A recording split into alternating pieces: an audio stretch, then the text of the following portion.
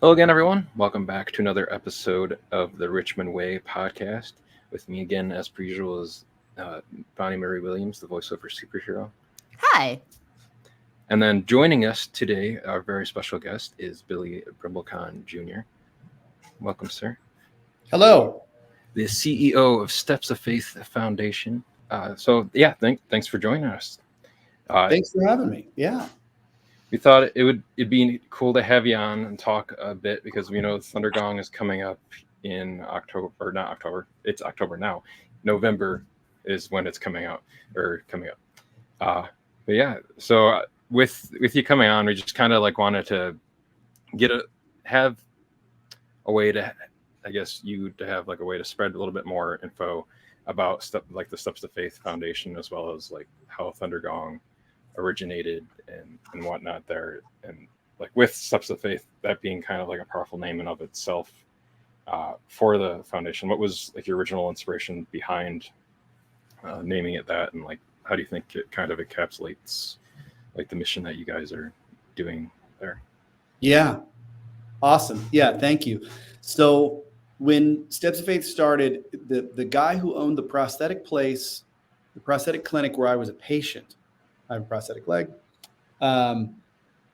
He had established a 501c3, so a non-profit tax exempt entity. It was a tax exempt idea. He'd established the idea and had the 501c3 status a few years prior to us meeting. He'd had a couple different names for this tax exempt idea, and then when I met him, he had just changed the name to Steps of Faith. So the thing I did not do was establish the initial paperwork and IRS stuff and the name. But when he and I met, it was this beautiful series of conversations. And then I always say he then tossed me the keys to a car with no engine in it and said, see what you can do with that.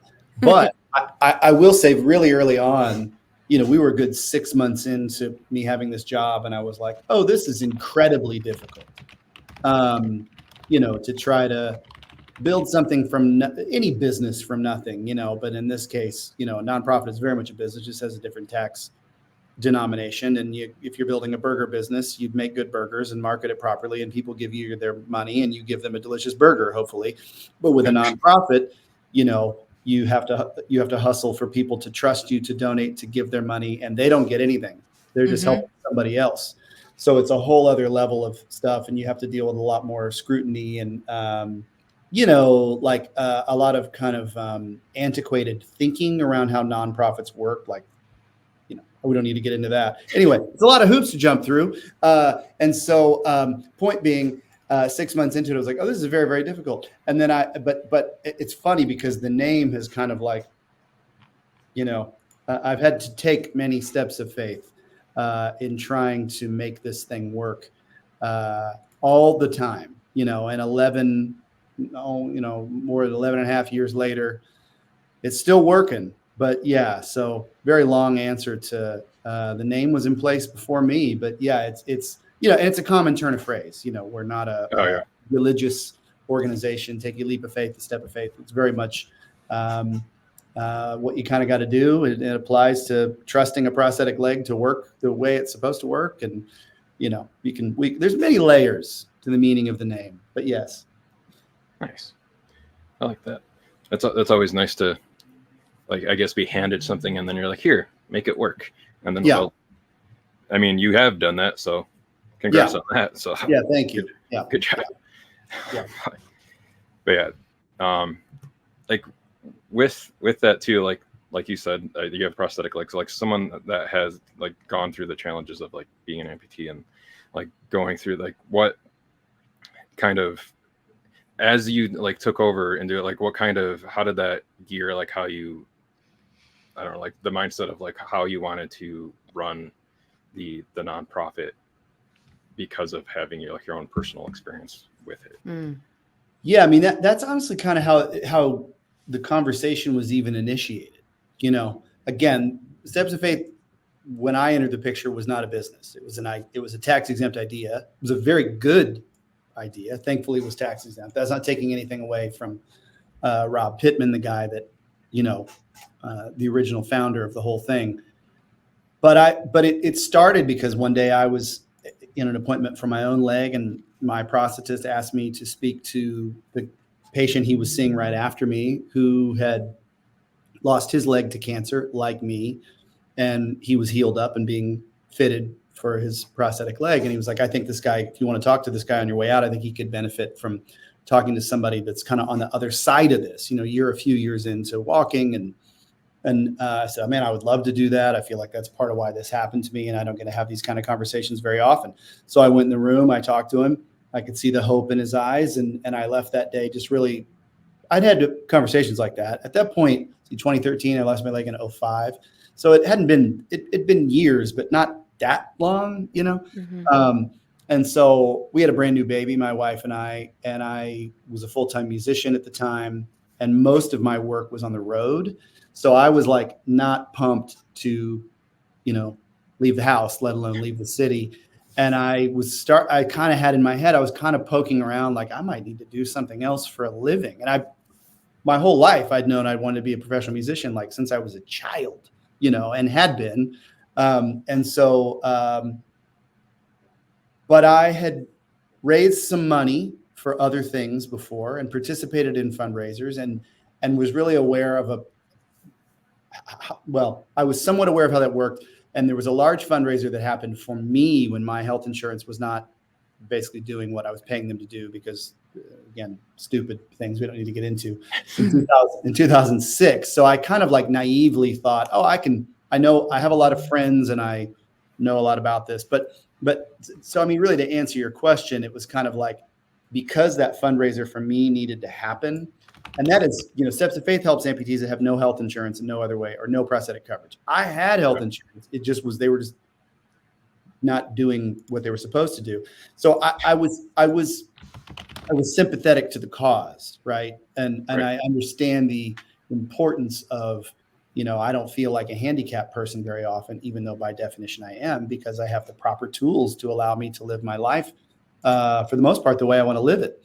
And I understood that there were people who just simply didn't have access to those tools. And so, again, I hope that answers the question, but it just was kind of, for me, it was kind of like an immediate fire that I completely understood and was like, while it's ridiculous that we should have to have a nonprofit to do this in America, I'm thankful that we exist to help these folks. So I immediately understood it. And, there was a lot of other things I had to figure out, but the mission and how we were going to go about it, that was evident right away. Incredible. I think something that you said was very poignant, and how you said that you were able to speak to somebody who was on the other side of it, and you didn't get to do that as often, and there had been some time. Do you wish that you had somebody like you to give you that advice, when you went through that? Do you wish that you had somebody to kind of be you in the future in that sense? And what would you have wished that they had said to you? Well, I did have that. I did. My friend Brendan Allen, who is on our board of directors to this day, he lives in Lawrence. Oh, wow.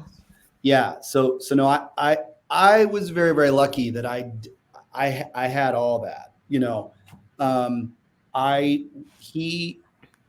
Brendan was about a year ahead of me. So like I met him a few months, I was in chemotherapy. I was a few months before I even learned I was going to have to lose my leg. We had all the same doctors, and he was there for like a year, his yearly checkup or some sort of checkup or whatever, when we were introduced to each other. And somebody at the cancer center was like, oh, you guys should meet. You have the same doctors. You have Ewing sarcoma. He had osteosarcoma in his right leg below the knee. They were like, okay, cool. And they're like, yeah, and he ended up losing his leg and he's doing great. And the second I heard that, I was so terrified of that happening to me, way more than death. I was like, cool, I don't want to have anything to do with this guy, because I didn't want to have to think about anything related to that. And I met him, and we had a very nice conversation when I was getting chemo, and we were in touch a little bit. And then again, didn't want to have anything to do with him. And then it was either the day or the next day after I got the news that, the leg had to go in order to save my life. He was one of the first calls I made. And wow. So I kind of, like there are amputee, like the Amputee Coalition puts on a really wonderful convention every year that I think the thing it does best is just creates a kind of meeting place, community hub for amputees. Yeah.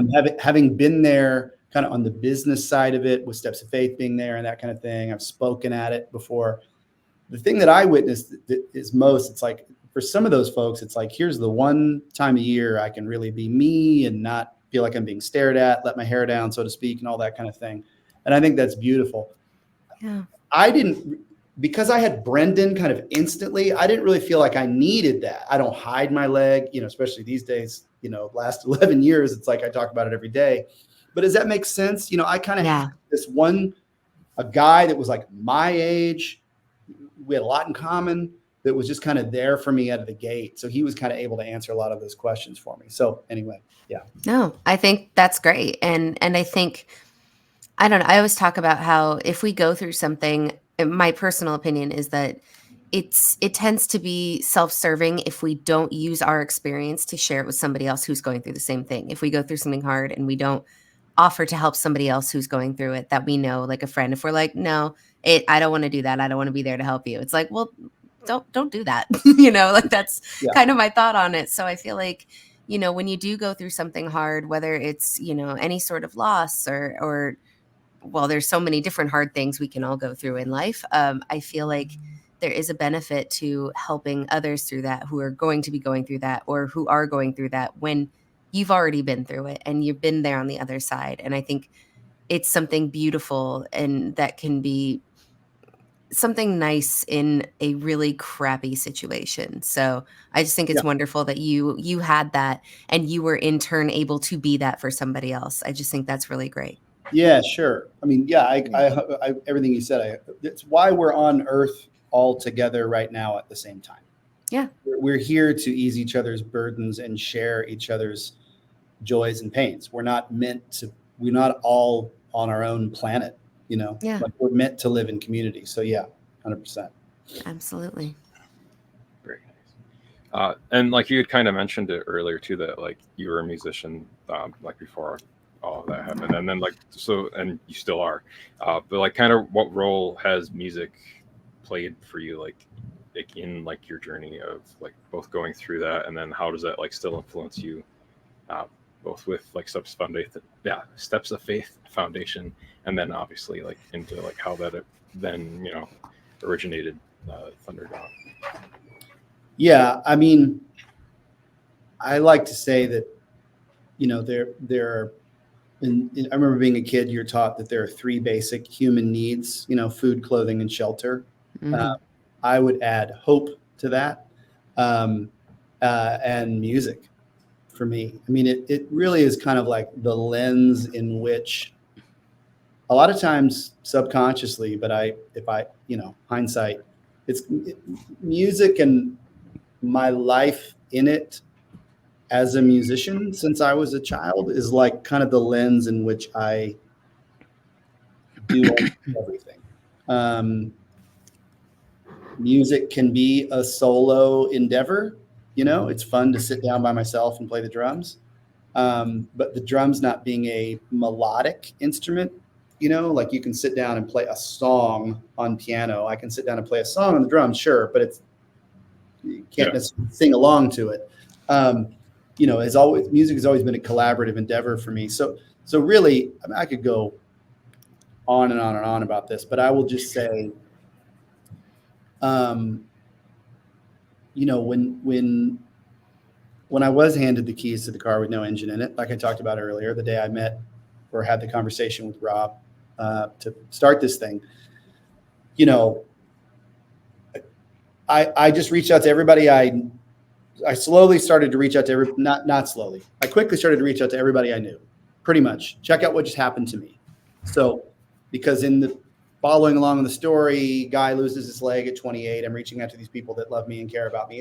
Now I have this opportunity to help all these other people. It's a cool part of the story. So my point is like, and that built the original donor base for Steps of Faith, which was wonderful. That sustained us for a while. But really, again, music is a collaborative thing. I kind of do the same things in my job with Steps of Faith as I did as a full-time musician. There's just less music, but there's still music, because really, like, to me, the job of a musician is just being a collaborator and just working creatively with a community of people, with a small group of people, and trying to create an audience of people that are your friends, and at least degrees of separation that care about you and want to follow and participate and support what you're doing. And so the way I have put the band together, the way I have, that's quote fingers if no one's watching, the way I have market Steps of Faith, the way I go about everything about it, because I didn't know better, is the way I did it as a full-time musician, promoting my band, or myself as a sideman for hire when I was living in Nashville. You know, it really is. And so even to the point of music is involved directly, in that Thundergong is a benefit concert, you know, and me and a bunch of friends get together, some of them being professional musicians, some of them world-renowned professional musicians, some of them just professional other things, funny people or whatever, and we all play music, you know. So yeah, I can't overstate the importance of music in my life, and how, I mean, you know, what we're doing right now is really, other than the music part of music, is the part that actually makes it work, which is just connecting with people, you know, connecting with your bandmates, connecting with your team, your management, connecting with your audience, you know. Yeah. That's great. Music is that universal language that, even like, I see concert videos of people going to perform in other countries where they don't speak that language, but they know the song and they sing it back to them. And it's incredible. And I think there's something to be said when you tell people when you're younger, like, when I grow up, I want to be a creative. You know, I know you said you wanted to be a musician. I always wanted to be an actor. And people always go like, oh, that's not where the money is. And you're not going to have skills from that. Sorry, my coffee's kicking in. You know, you're not going to have transferable skills from that you can apply to other things. But your story right there proves that you do. And the things that you learn from being in the arts and being a creative is collaboration and teamwork. You learn that by being in theater. You learn that by working with other people to create music. And that is one of the biggest life skills. So when people say there's no life skills in the arts, they're full of baloney. It's too early to swear. They're full of baloney, at least too early to swear on a podcast. Yeah. And I think that's just a really great testament to the power of the arts and connection and humanity right there. So thank you for sharing that. All those skills that you learned are making you excel at what you do now, and you still get to be a musician and still do what you wanted to do. It just might look a little bit different than how you had thought it would when you were younger. I think that's great. Yeah, 100%. I mean, in that phase where I met Rob and I was thinking a lot about that exact, word. That's not a word, it's two words. Compound word, transferable skills. That exact thing. Transferable skills, you know what I mean? I was thinking a lot about that. Well, I don't even know, And so, and it took me years into having this job to realize what they were. You know what I mean? And that I have them, and that, I am special and I am unique, and I do have gifts and talents, and things that I care about and things that I'm very good at. And so do you, and so do you, and so does everybody listening. That's not making me special. It also, I'm saying I'm very special because we all are, what I mean? And so, really, I've kind of, the naivete, I don't have a degree in nonprofit management. I don't have a business degree or whatever, but I don't even have a jazz percussion degree, which I was studying for, for a little bit. But, I have all these other things that I've done, which I feel like mean just as much, if not more, and I have a burning, fiery, hot passion for the thing I'm doing, and an injustice hot button in general, which, Steps of Faith is a very healthy outlet for me. But, we all have transferable skills, Again, I talked about the antiquated thoughts behind nonprofits. There's also just a lot of antiquated thoughts behind just business and work. Yeah. And I'm not like poo-pooing college or degrees or anything like that. I'm not at all. I'm not against any of that, but it's like my naivete has proven to be kind of a weapon, when it comes to, I say this all the time, golf tournaments, galas, and 5Ks are tried and true fundraising events. I don't know how to do those things very well, and I have tried. I do know how to put on a rock and roll show and an improv comedy show, and I do those things, and that's what works for us. Mm-hmm. That's terrific. Absolutely. Yeah. And those things are fun too, and I love that I just think that's great that you say, I know how to do the things I know how to do really well, and you make it work for you versus trying to fit that other mold and the preconceived ideas and going, I don't really, those aren't my strengths, but let me try to do it. And because that's what you're supposed to do. And you kind of blazed your own trail. And I think that's terrific. Yeah. Thank you. I mean, we learned a lot of that the hard way, but yeah, it's like time. Fortunately, we made it past the 18-month mark. And then we kept surpassing failure points with businesses and nonprofits, and we're still working to surpass the next one, so terrific. 11 and a half years in. So there you go. 11, fantastic. 11. Make a wish. But yes, maybe have like a 5K where the finish line is Thundergong. Everyone just enters and they're all super sweaty. So it just smells. I'm into it. Yeah. Yeah. I like it. There you go. And then everyone can just wear the jersey. There you go. That's right. Yeah. It's what's that? Multifunctional. Yeah. Right. Yeah. So like speaking of that too, like Thundergong has become like a huge hit because you've done such a good job at like raising over 3 million in the past 7 years. Like that. And then is there any like memorable, like I know there's probably been a lot, but is there like a most memorable moment or performance from like the past events that has really stood out to you? Maybe not necessarily what some people may think it might be, but maybe something that either like touched you or something that just like, oh, I'm actually witnessing this happen right now. Yeah. Oh man, there's so many.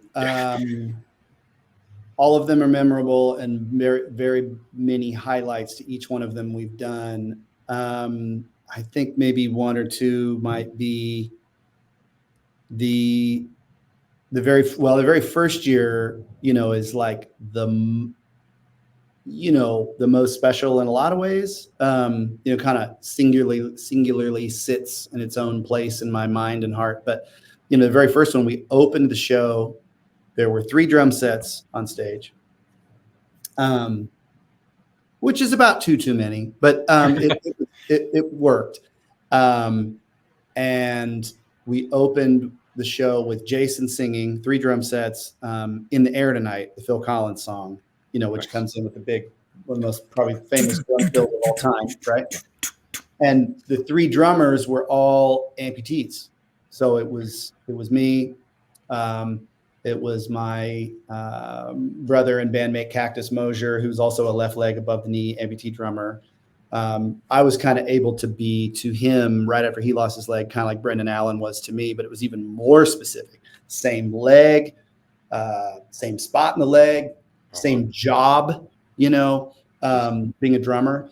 That's how Cactus and I met. And then our friend Jason Barnes, who will be with us again this year, who lost his arm, and he's an incredible drummer. So it was like, even though it was like the first year, no one knew what it was, and probably to this day, people might not realize the significance that it was 3 drummers, all amputees, kicking butt up there with Jason. So that's a big fun memory. There's a bunch. I mean, everybody talks about last year with Hannah, of course, which is unbelievably memorable, but people know about that. So the other one I might mention would be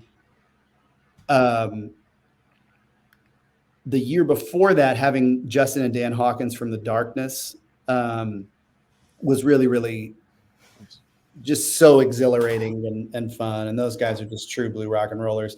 And even there's lots of highlights to playing with those guys. Of course, doing I Believe in a Thing Called Love. They're, one of the coolest, best songs of all time with them was really a big highlight. But for me, my favorite thing that we did together, and it was Justin's suggestion, is he was like, Jason said Thundergong is a lot of like unexpected fun duets. Like, he and I singing a song together, for instance. I was like, exactly, yes. And so he said he was suggesting duets, and one that he suggested, which is a song I've always loved so much, and he did, was called, also Love in the title, It's Only Love, which is a Bryan Adams song from the 80s, which is a duet between Bryan Adams and Tina Turner. Mm. And it's just so great. And so we did that, and it was Brendan Hunt doing the Bryan Adams part, and then, of course, Justin Hawkins doing the Tina Turner part. Because he can sing higher than most women. But that song just rocks so hard. I mean, oh gosh, it's just so good.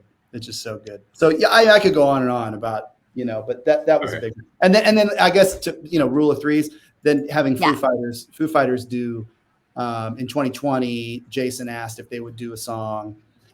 This was the first, we did 2 virtual shows, 2020 and 21. And having Foo Fighters do that, he was like, will you, maybe do, everybody's doing videos, everything was virtual back then, of course. And so, and they, as he said, I asked him if they would do this, like, just, he was like, I would have settled for like security camera footage, and they like made a music video. So that's still a thing you can see online, and it looks like a music video that would be like on MTV or whatever. And they did that just for us. And they did, Foo Fighters are, Jason's friends with them. I'm acquaintances through him, but I mean, we're big fans, like since the beginning. I saw them on their first tour, favorite band, but they did, and the song they did was just what Jason suggested. He was like, and I asked him to do, he was like, what song I asked him to do, right? I was like, I have no idea. And then he was like, Walk. And I was just like, oh, just instant tears. And he was like, you hadn't thought of that? I was like, no. Learning to walk again. It just was really, really beautiful. So that's probably kind of like, those are all 3 really fun, but the Foos thing in particular probably just hit my heart the hardest, Yeah. So, and then when they sent it to us, that story is maybe a little too personal, but let's just say Jason and I were reviewing it because it came in basically like the hours before the thing went live, and it was a really emotional viewing of it. So yeah, that's incredible. Yeah, he and I were seeing it for the first time. Yeah, right. That's incredible, and that's that power of music and connection, and how we all speak it, and it affects us all differently, but we all have our different connections to songs and artists, and what they mean to you might be different than what they mean to somebody else, but you both have this love for this group, these songs, and it's art is so cool, and I wish people would just not wake up to that, but I wish art would get more funding, but that's a story for another time. That's a rant I could go on about. Again, no disrespect to sports, but there's no nonprofits that need to exist to keep sports in schools. Mm-hmm.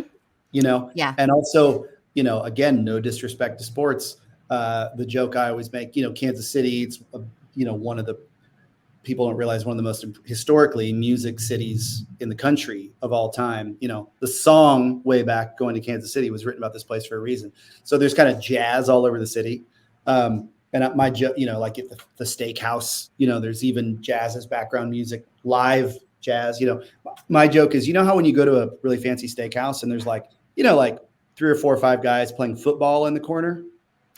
No.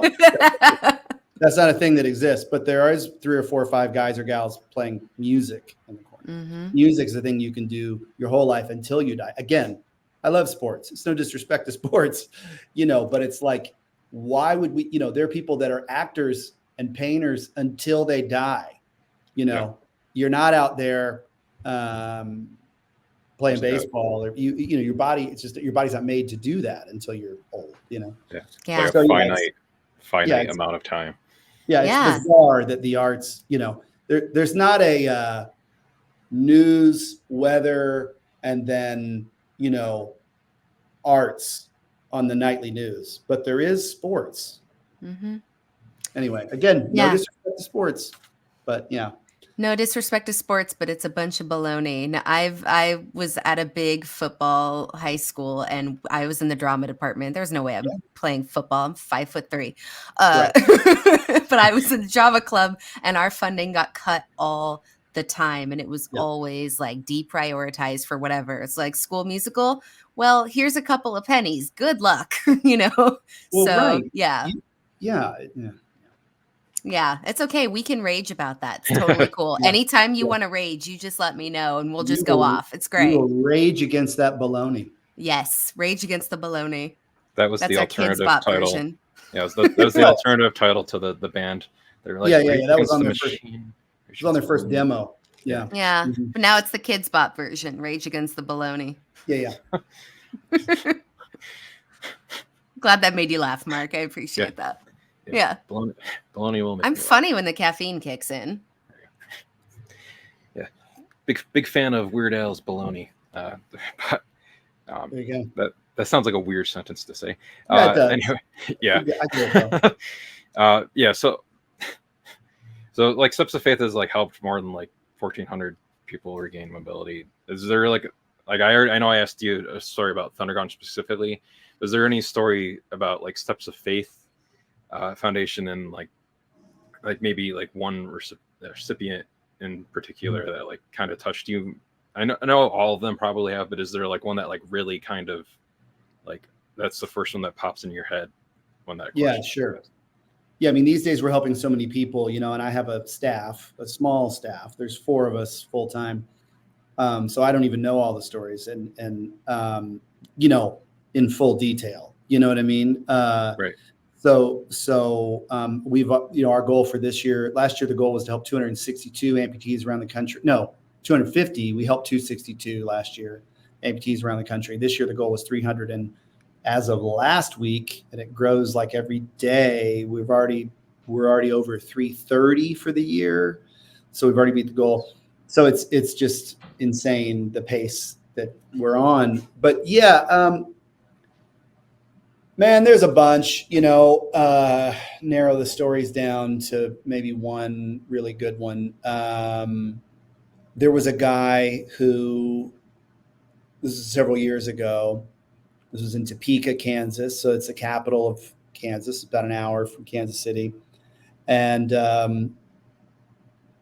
you know, we work with prosthetic clinics all around the country. They're donating their time and we're paying for the stuff to make up the components to put together the prosthetic limbs. And so I went with the prosthetist to Topeka for this appointment. He was like, this is a pretty special one. Anyway, long story short, it was basically, there was a man from Venezuela who was brought over here by his son that lived in Topeka. And the dad lost his arm in a mistaken identity home invasion. Oh, wow. Yeah. And it was a machete.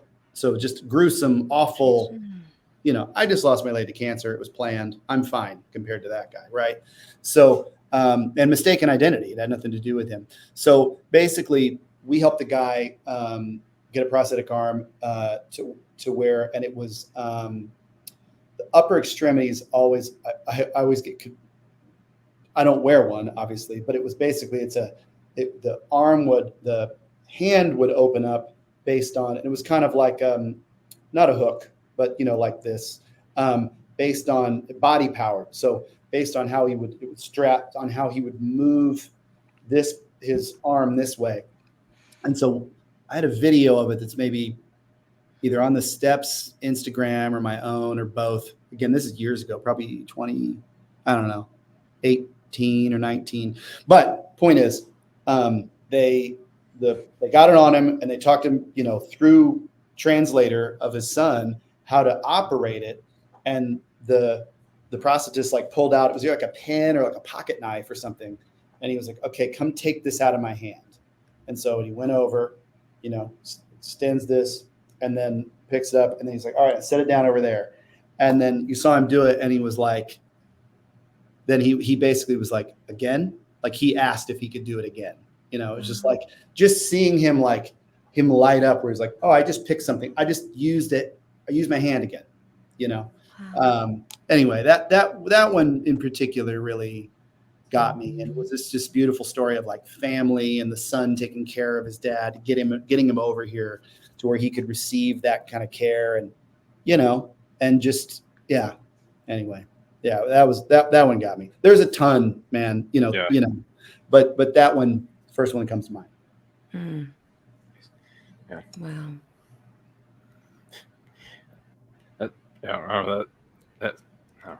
That just seems like that, like you said, like because of being like mistaken identity thing too, like that, just like, I don't know. It's insane, unthinkable. Yeah. So, I'm trying to segue. Yeah. Now let's talk comedy. Yeah. Yeah. But go ahead, Bonnie. Oh no, I was just gonna say one of my dear friends who she's a stand-up comedian out here in LA, and she always says comedy is tragedy plus time, and I always think that that's just so yeah, and I'm just like, oh no, you're right, because she and I will make jokes about things that we've been through, and it's like, well, we've had enough time to laugh about that, so yeah, immediately after maybe not as much, but so. It's not the weirdest segue in the world. Right. Yeah. You guys, there's this thing out there, and it's probably a whole other thing, but back in the day, it was, we had a cassette tape of it in my first touring band, and it was called The Best at Their Worst. And it was kind of this underground tape that had circulated that was all these clips of famous people blowing up and being awful, like Buddy Rich, screaming at his band and being really mean. Buddy Rich, really famous drummer. There's a really famous interview of James Brown, very under the influence of drugs, on a TV interview. Key and Peele did a sketch of it where they just recreated it exactly. And so it seems like a comedy sketch, but it's like, it is very, very funny. But my point is, there's also a outtake of Casey Kasem, the weekly top 40, who was a big radio personality back in the day. And the voice of Scooby-Doo, or Shaggy on that's Scooby-Doo. Right. Very good. Sorry, I almost said Scooby-Doo. Says the voiceover superhero, So Casey Kasem, awesome. So it's an outtake of where he's like basically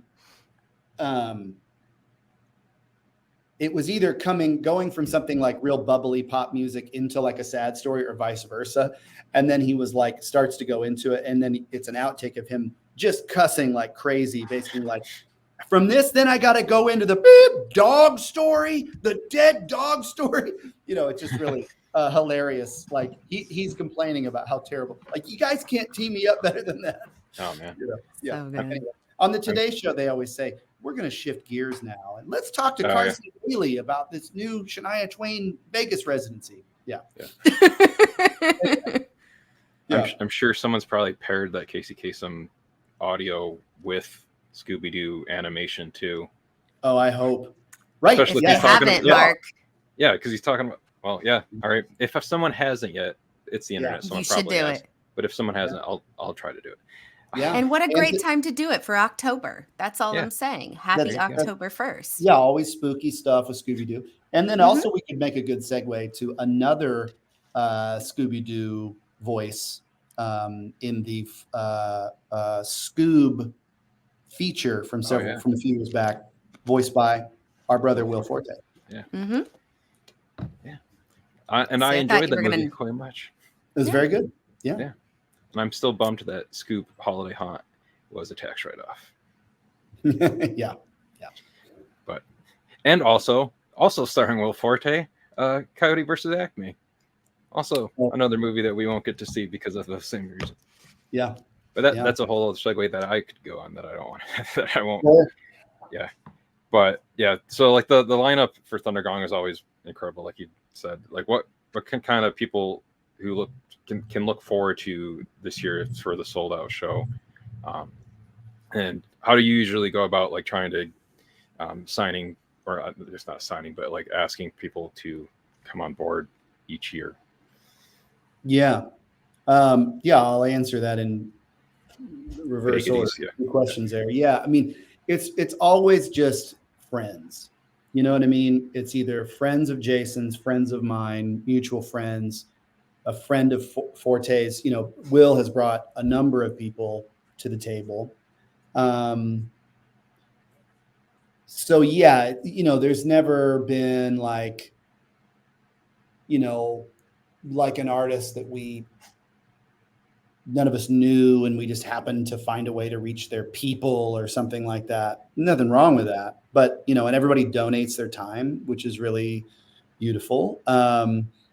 So yeah, but it's always just friends. I mean, you know, if you look at last year, for instance, you know, it's all just friends of Jason's, friends of mine, or they're people that were friends of Jason's that have become friends of mine over time. Forte and I are close pals. You know, Fred Armisen wasn't with us last year, but you know, the very first Thundergong started with Jason, Will, and Fred, and then Winona, the very first year, she's done it a lot as well. Just because, again, her husband Cactus, you know, is one of my favorite people in the world. So yeah, it's always just friends. So where we are now, let's see, what have we announced? Jason, Will, Brendan Hunt. I think that's it. Jason Barnes, who we've mentioned, Cybernetics, the RM amputee drummer, who's a brilliant musician. He's going to do some really special stuff other than just sit in and play drums. He's got his own kind of feature this year, which we're really excited about. There is another artist that has agreed to the show that we've not announced yet. Funny that may or may not have already been referenced subconsciously in this interview. Ooh. We'll leave it at Easter that. egg. All right. Not by me, I will say, not referenced by me. So anyway, but yep. So you can go back and look at that. Everybody's rewinding, but I will announce him this week. So by the time this is out, yeah. But yeah, you know, look, then there's a lot of irons in the fire. A lot of people that I've mentioned, I'm waiting to hear back from. You know, on one end, it's a little less panicky because it's not like we need those people to sell the tickets. I mean, my hope all along is that it would do what it did this year. It's like we announced the show, Jason hosting, and it sells out. And then people expect the unexpected and be surprised. That's enough, you know? And then our job is just to put together a really excellent show for these people that have paid money to be there. You know, families and corporate sponsors that have spent multiple thousands of dollars as a donation to Steps of Faith to be there. Just put on a really excellent show for them, for Kansas City, for the internet. You know, there's no plan to stream it this year, but you know, we put songs up online like we did everything that went viral last year with Jason and Hannah, for instance. So yeah, so I'm not panicking like, oh, we got to add, you know, this superstar so that we can sell tickets. Tickets, you know, it's sold out faster than it ever has 2 months before. So now I'm just really trying to just dial in. I'm just trying to kind of waiting for the calls, the yeses or nos to land, you know, and for Jason to magically, you know, make some calls, which he always does last minute. He does a lot of things last minute, not everything. He would admit that. He asked the Darkness the Wednesday, and the show was on a Saturday. And wow. Justin, he said this on stage. He was like, Justin Hawkins said, "Oh, I love how last minute this is." He was like, "Then you and I are going to get along great." Yeah. Anyway, so there's we've got some slots to fill still for sure. Like there's one artist I've not announced. I need a couple more. You know, primarily, hopefully, women in the mix. Yeah. So, oh yeah, no, it's a big thing. My wife's always in the house band. You know, my band Summer Breeze is a house band, so we've always got her, which is good. But we need more than just one lady on stage. We usually do, you know, have that. So that's where we are now, is trying to get some gals in there. So yeah, I love that. Yeah, but it's all just friends, you know. Nice. Who would be? I'm just curious. Who would be, dead or alive? Who would be like, if you could have anybody at the show, who would it be? Who would be like your biggest get? If it was like, you know, somebody got a Ouija board and brought them back to life for a show, like who would it be? Like if you could have anybody on the show. Yeah, let's do a live. Okay. How about that? Let's do it. That's just easier. I was thinking like spooky season, you know. No, okay. I mean, that's fine. I mean, dead. Whatever you want. I mean, well, you know, no longer living. It's all four of the Beatles. Like that's a no-brainer. That's right? Proper answer. Yes. Yeah, Okay. I mean, what's better than that? And then we get John Bonham. This is a Led Zeppelin tattoo from my early days as a young man, by the way. Led Zeppelin's drummer, of course. But then so there you go. So then living, I mean, kind of same token. I mean, it's like, there's no. It is my opinion, and I think it's not everyone's opinion, but I think it's most people's opinion. And if it's not, they're incorrect. The most important musician of all time, living or dead, I feel, is Paul McCartney. Paul, we technically had, like I told you, the Foos story.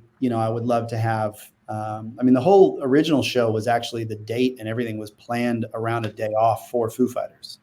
And they were softly in. I mean, it was on a Sunday, even the first year we did it, which is wild to think about now, because it was going to be a day off where they were passing through Kansas City. Didn't work out. We didn't get him, but then we did virtually in 2020. So dream top of the list, of course, McCartney, Dave Grohl, Taylor Swift would be fun, right? Yes. And I will say, the ultimate Thundergong guest that we've never had, who I feel perfectly encapsulates the spirit of the event. And it's kind of weird that we haven't had her, considering, the degrees of separation, is Maya Rudolph. It's both hilarious and wonderful, but also like a, A+ singer. Yeah. She's really like, the event was kind of made for her. So hopefully before my central nervous system gives out on me and I have to retire from this work, she will do it at some point. But, I think about this a lot. It's a big list. You know what I mean? Shaka Khan is high on the list for me. Lenny Kravitz. I mean, there's so many people that you just know would be fun. Jack Black, would be like perfect for the thing, Yeah. Yeah. We're just putting it out there because, let me just call my friend Sir Paul and see what I can do. Yeah, let's get it right. Sir Paul. Yeah. Sir Paul. Let's just see what I could do. Yeah. Next time I'm in London, let me just see what I can do. You never know. He's a man of the world. I did meet him once. He's very lovely. So, yeah.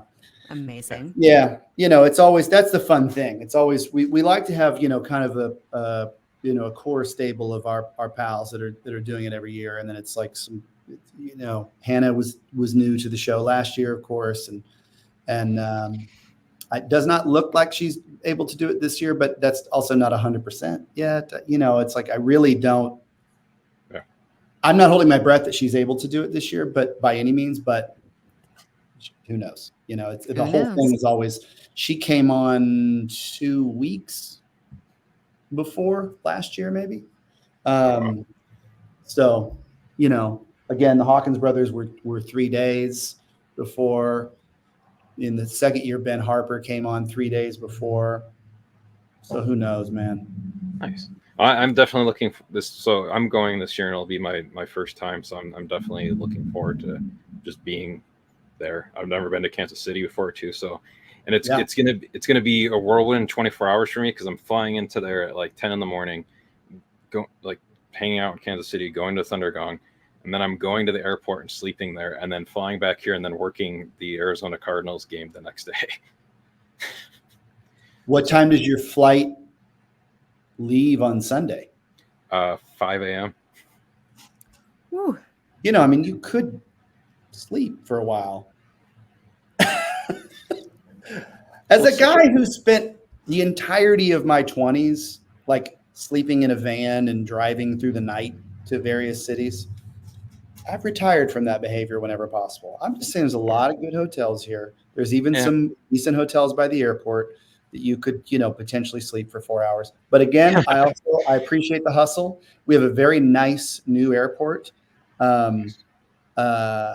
that I just saw was rated as one of the most beautiful airports in the country or world. Wow. So, you could sleep in worse airports. I'll tell you that much. That's true. Yeah. But yeah, hopefully I'll run into you while I'm there. I've become friends with Inge. I think I'm pronouncing her name. Inga. Yeah, Inga. Sorry, I've only Yep. read her name and talked to her Yeah, through text. I've never said it out loud. But so Yeah. Inga, sorry, Inga. But yeah, like her and Alice, who does Ted Lasso Rocks, become friends that way through them. Oh yeah, I've got But some Ted Lasso rocks. Mhm. yes, Alice rules. Yeah, so I wanted to thank you again. We don't want to take up too much of your time today. For our website, I'll just get that out of the way quick because if people are came to it. So richmondawaypod.com is where you can find all of our stuff. Bonnie's site is vosuperhero.com. And Bonnie, Steaming for my next session. say your thing. It's VO as in voiceover, not BO as in body odor. There you Just- I like it. Yeah, thanks. Yeah. Good. And then again to let people know where they can find Steps of Faith Foundation information and Thundergong information. Where can they find that from you, Billy? Yeah, no, thank you for asking. I always say I spend a great deal of my year, and the majority, a big chunk of our funding for Steps of Faith comes from Thundergong. A lot of time planning it, a lot of time putting it together.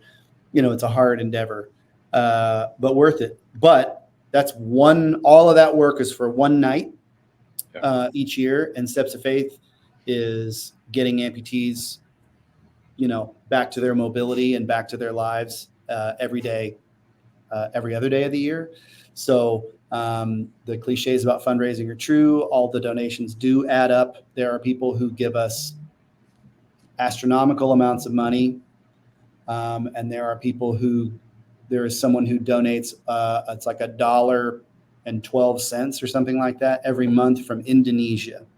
Nice. And in some ways, emotionally, that means as much to me, so any amount of money does count. We do feel it. It all goes in the same bank account to, change people's lives, literally, So that is stepsoffaithfoundation.org, stepsoffaithfoundation.org. You can also link to Thundergong from there, but Thundergong has its own website, thundergong.org. And you can sign up for the mailing list for either one. We don't email all that often. We're talking about, changing people's lives, or if it's just the Thundergong mailing list, fundraising, and who's on the show and things like that. We're on all the socials at Steps of Faith Foundation. So yeah, and I'll just say to the listeners, it's like Jason and I would be doing this together if he was not a famous person, just because we're like-minded and like the same things, a lot of the same things, which is how people become friends, right? And we've been friends since we're teenagers. So, the whole point in doing this was to use, we would do it anyway, but using way back in 2017, his celebrity to just, open bigger doors and get more people in the room. And obviously Ted Lasso is a bit of a phenomenon that has had way more of an impact than I know that the people that made it expected. But it's also a great thing. 2 points to brag on Jason. A lot of times someone's best work is not always the thing that is most commercially successful.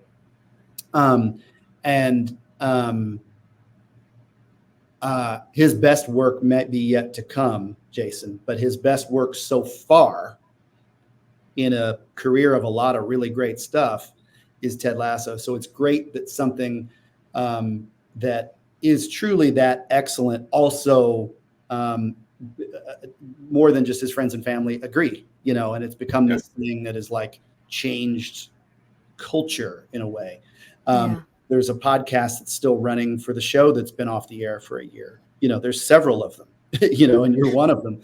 And so, and hopefully there's more to come. So I love him and I'm very proud of him. And again, we'd be doing this kind of stuff together anyway, but to the people, the audience of this show, that, and even you guys as the hosts that have kind of embraced Steps of Faith, and one of the charitable endeavors that he puts his time to, just know that it's an authentic thing. He and I are brothers. We've been friends since I was 18 and he was 19. And I know it means a lot to him that you guys have being fans of the show have embraced Steps of Faith, but I'll just say it really means a lot to me. And it really is a culture of kindness, which is really all I've tried to do in this band. Again, quote fingers of Steps of Faith, is just raise money in a fun and kind way and help people in a, emotional and real and kind way. And so anyway, this whole Ted Lasso universe is all about all of that. And just know, I don't take that for granted. And I really appreciate y'all. Well, I can't. We think appreciate you. Yeah, and I can't think of any better way to wrap the episode other than that sentiment that you said. So again, thank you for joining us. And again, thank you for saying that too. And Thank you so much. Yeah. And everybody, thank you for listening. So until next time, folks, be curious, not judgmental, and keep rewatching. This is Ted Lasso signing off. As the man once said, the harder you work, the luckier you get.